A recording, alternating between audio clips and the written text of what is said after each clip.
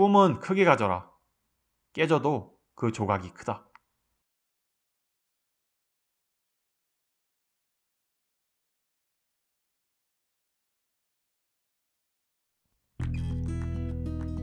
안녕하세요, 부코리입니다.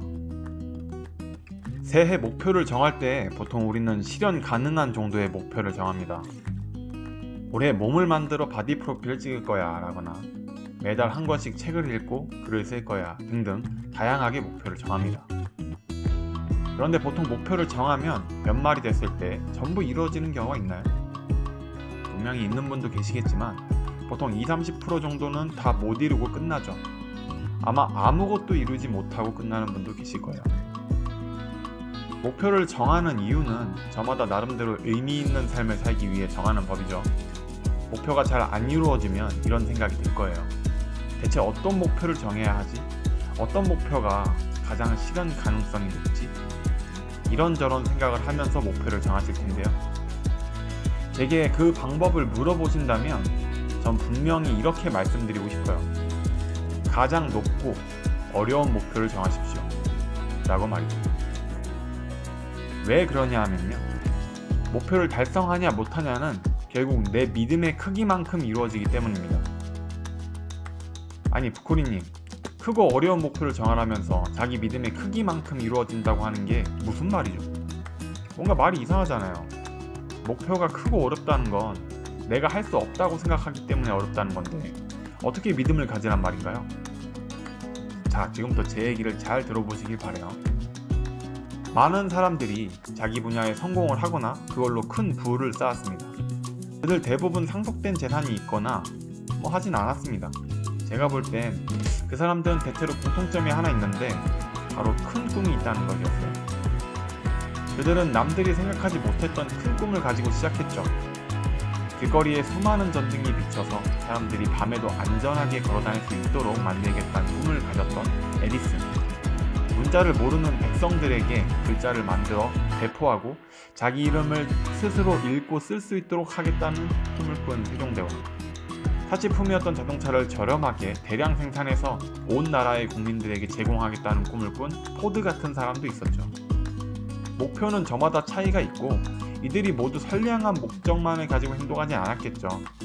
그래도 분명히 이루기 어렵고 큰 목표를 가지고 있었던 건 분명해 보여요. 이들은 자기가 가진 재산이나 권력이 이를 가능하게 했을까요? 시대마다 이 꿈들은 사람들에게 조롱을 당하기도 했었고 심지어 목숨이 걸린 일도 있었을 겁니다. 그래도 움직인 겁니다. 자기 꿈을 실현시키고 싶었으니까 말이에요. 한 개인이 이런 큰 꿈과 목표를 가진다는 게 얼마나 쉽지 않은 일인지는 잘 압니다. 그런 사람들은 아주 극소수죠. 제 주변에 그런 사람이 만약 있다면 정말 존경하지 않을 수 없었을 거예요. 하지만 대부분 사람들은 평범하고 안정된 삶을 원하며 살죠. 절대로 그렇게 사는 걸 폄하하거나 하는 건 아닙니다. 저도 그런 사람 중에 한 명입니다. 작은 인생들이 서로 모여서 거대한 사회를 만들어내는 일은 이미 우리 주변에서 많이 일어나고 있으니까요. 그럼에도 저는 한 개인의 작지만 큰 꿈이나 목표를 정하는 게 좋다고 생각합니다. 그럼 진짜로 놀라운 인생을 살게 된다는 걸 알고 있거든요. 제 얘기를 좀 해볼게요.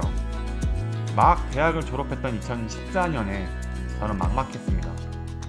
만화가가 되겠다고 해서 대학까지 만화학과를 갔는데 충분하게 그림을 잘 그리지도 못했고 만화를 그리는 연출력도 허술했기 때문이죠.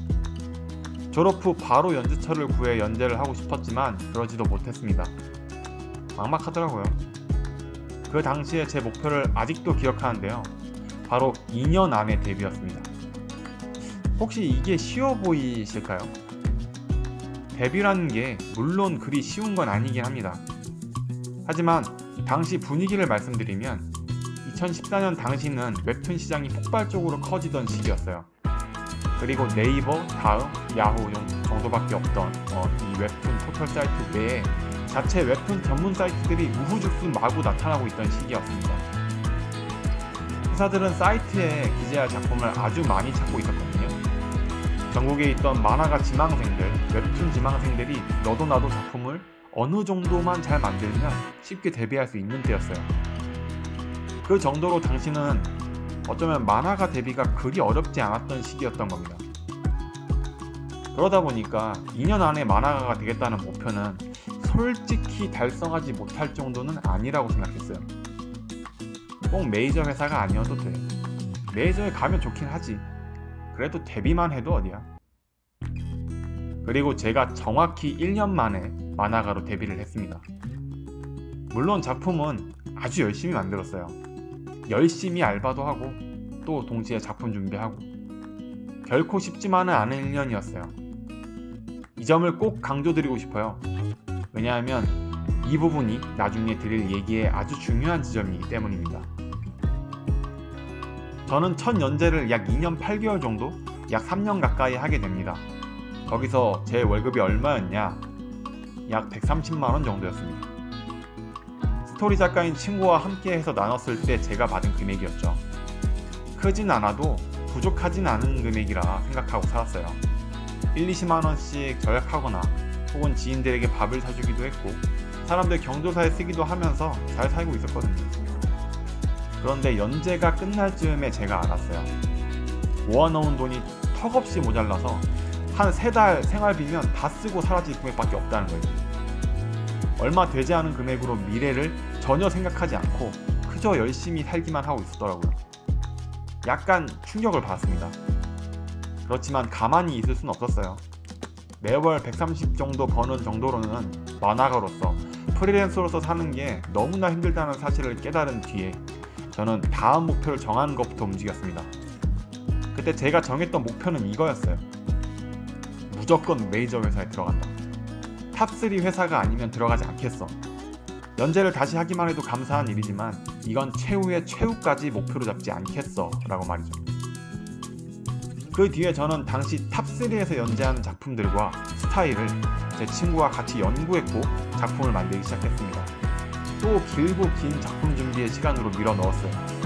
진짜 마라톤 경기 같은 시기죠. 작품을 만들고 나서 당시에 탑3였던 N사, B사, K사의 작품을 투고했습니다. 어떤 결과가 나올지 저와 제 친구 둘 다 기다렸어요. 그런데 가장 바랬긴 했지만 큰 기대는 하지 않았던 넘버1 회사였던 N사에서 연락이 오게 됐습니다. 저희 작품을 연재하고 싶다고 말이죠. 솔직히 많이 기분 좋았습니다. 아무나 들어가지 못하는 1위 기업 삼성에 내가 들어간다면 여러분 기분이 어떠시겠어요? 당연히 날아갈 것 같겠죠. 그렇게 저와 제 친구는 같이 연재를 하게 됐습니다. 웹툰 지망생들 모두가 들어가고 싶어하는 1위 포털에 들어간다는 게 지금 생각해도 짜릿하긴 짜릿합니다. 이 얘기에서 저는 제가 말하고 싶은 게 있어요. 저는 대학 졸업 당시 세웠던 목표가 데뷔만 하면 돼였고 나중에 세운 목표는 무조건 탑3 회사에 연재하겠어 였습니다. 제가 나중에 세웠던 목표를 위해서 작품을 준비했을 때와 졸업 당시에 작품을 준비했던 일 중에 어떤 게 더 힘들었을 것 같나요? 어떨 것 같으세요? 정답은 그냥 둘 다 힘들었습니다.